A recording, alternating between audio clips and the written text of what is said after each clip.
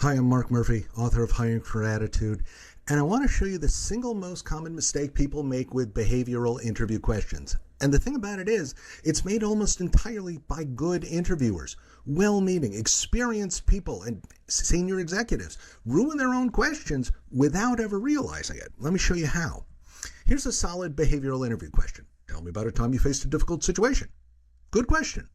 But watch what almost everyone does to it. They cannot resist adding a few words on the end. Tell me about a time you faced a difficult situation and how you overcame it. And there it is. That's the mistake. And it just absolutely destroyed the question. Because think about what you actually want to learn here. You want to know what this person does when things get hard. Maybe they overcame it, or maybe they freeze, maybe they panic, or maybe they point fingers, or maybe they wait for someone else to fix it. That thing, the maybe they don't do anything, is the entire reason you asked. And the second you tack on and how you overcame it, you've told the candidate, only give me the version where you come out successfully. You've basically handed them the ending. You see it everywhere once you start looking. Tell me about a time you balanced competing priorities and did so successfully. Well, now I'm never going to hear about the 9 times they didn't do it successfully. Tell me about a time when you had to adapt to change and what you did. Well, what if they didn't do anything? What if they just sat there paralyzed and frozen? Wouldn't you want to know that stuff, like before you hired them?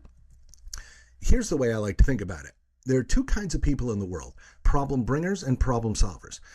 Ask a problem solver about a problem, and with no prompting at all, they will tell you how they solved it. It's just automatic. It's just who they are, really.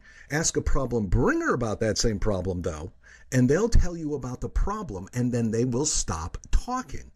That difference is absolute gold in an interview, but you only get to see it if you stay out of the way. The moment you add, and how did you solve it, to the end of your interview question, you've erased the line between the two. Now everybody looks like a problem solver because you told them all to sound like problem solvers. And it's not just the endings. Watch your verbs too. Words like balanced, the word overcame, the word adapted. Every one of those smuggles the answer into the question. I don't want to know about a time you balanced competing priorities. What I want to know is about a time you faced competing priorities, but then I need you to tell me whether you balanced them or dropped them entirely. So here's how to fix your behavioral interview questions, and it's almost stupidly simple. Ask them about the situation, then just stop talking. Tell me about a time you faced a difficult situation. Period. Cover your mouth if you have to. Let the silence sit there. Let them, the candidate, fill it in. Because how they fill that silence, whether they walk you through what they actually did or drift off into what one should theoretically or hypothetically do, that tells you more about this person than a whole page of polished answers ever could.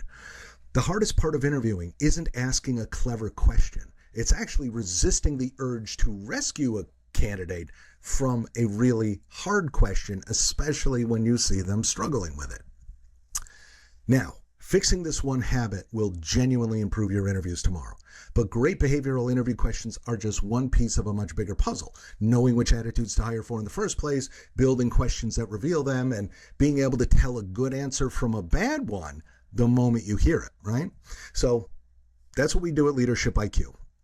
Because based on my book, Hiring for Attitude, we help companies do this every single day. So if you're ready to stop letting great resumes with terrible attitudes sneak into your organization, visit us at leadershipiq.com and we'll show you exactly how to fix your hiring for good.